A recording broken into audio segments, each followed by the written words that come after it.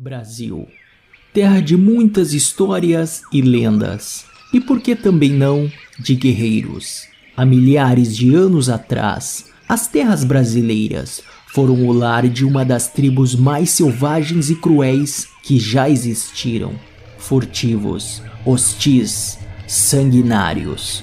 Os goitacás aterrorizavam tribos rivais e colonos portugueses. Se você é novo por aqui, inscreva-se no canal e deixe o seu like, se gostar do vídeo, pois é muito importante para o nosso crescimento.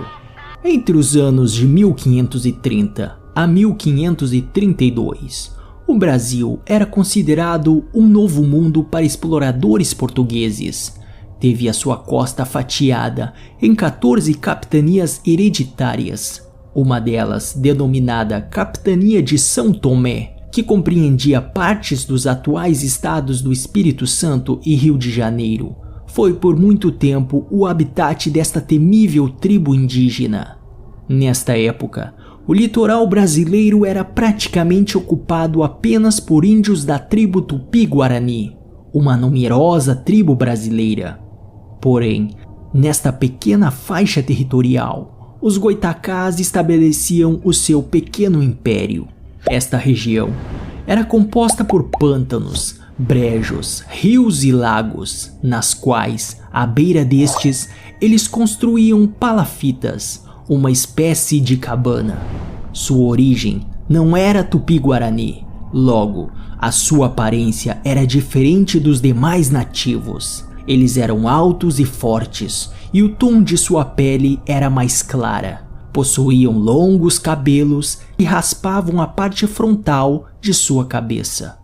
Tinham o costume de andar totalmente nus ou com pinturas corporais e possuíam um idioma próprio. Como praticamente ninguém que teve contato com este povo sobreviveu para contar a história, não se sabe como eles se autodenominavam. Por isso, os índios tupi-guaranis os chamavam de goitacás. Esta palavra não tem um consenso sobre a sua tradução. Alguns acreditam ser homens corredores e outros acham que significa homens que sabem nadar. Certamente, estes nomes se deram pelo fato de que eles eram extremamente velozes na corrida e excelentes nadadores. Quando sentiam-se acuados pelo inimigo, tinham o costume de fugir nadando pelos rios ou empreendendo rápidas fugas correndo, onde tornavam-se praticamente imparáveis. Um dos métodos de caça utilizados pelos goitacás era simplesmente correr atrás dos animais e pegá-los com as próprias mãos. Tamanha habilidade, velocidade e destreza deste povo. Sua dieta era baseada em plantas, raízes, frutas, animais e carne humana. Sim, esta tribo praticava o canibalismo. Tribos rivais e colonos portugueses viravam refeição, muitas vezes sendo devorados até mesmo de maneira crua.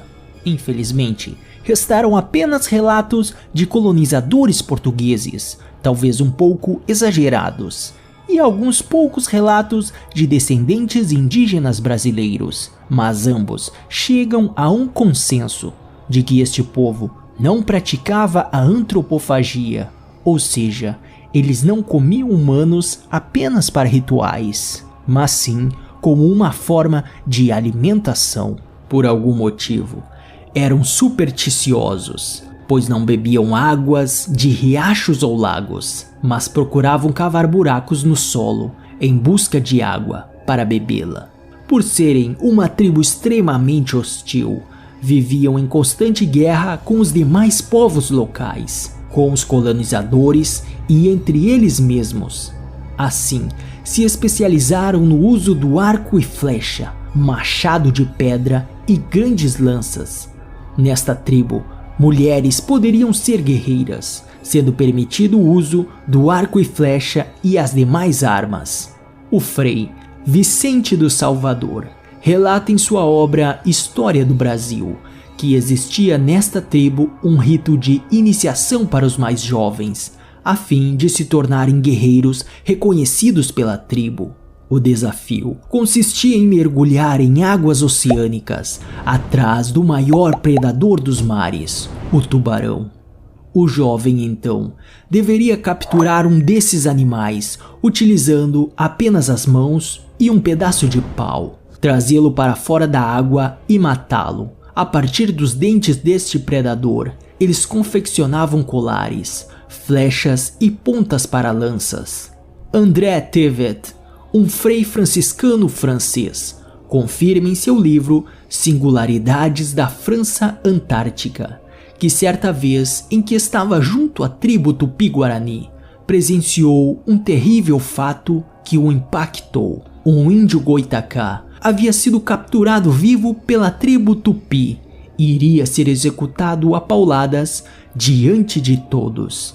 Após sofrer um grande impacto em sua cabeça por uma borduna, a cabeça do índio Goitacá rachou, expondo ainda vivo parte de seu cérebro. Mesmo assim, o índio Goitacá ainda continuava a lutar até os seus últimos instantes de vida.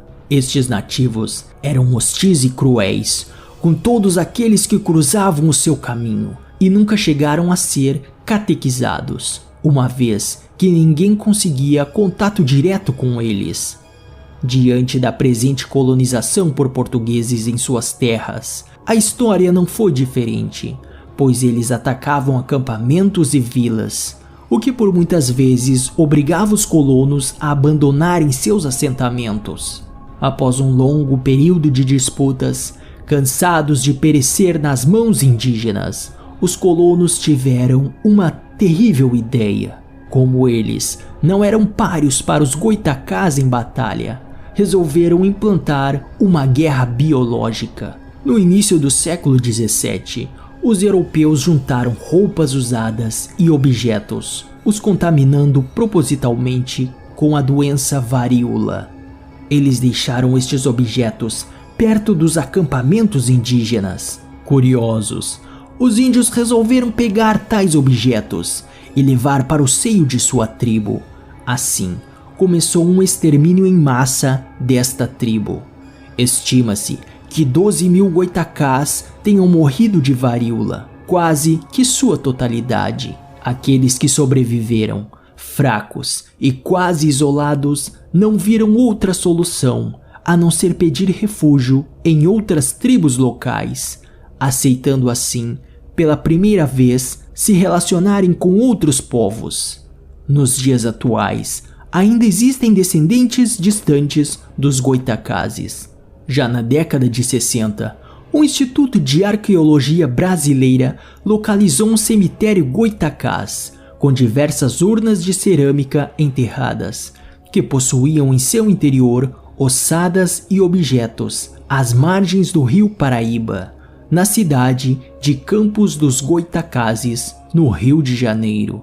O ator, diretor e produtor Rodrigo Rodrigues produziu um filme independente chamado Goitacá, que tem a sua estreia prevista para este ano. O filme contará a história de duas tribos que embarcam em uma jornada rumo à exploração do Novo Mundo. Bom, esta foi a história da tribo mais temida do Brasil, que aterrorizou os povos locais no período colonial, mas que hoje é considerada extinta. Então é isso, pessoal. Gostou do vídeo? Inscreva-se e deixe o seu like. Até o próximo e valeu!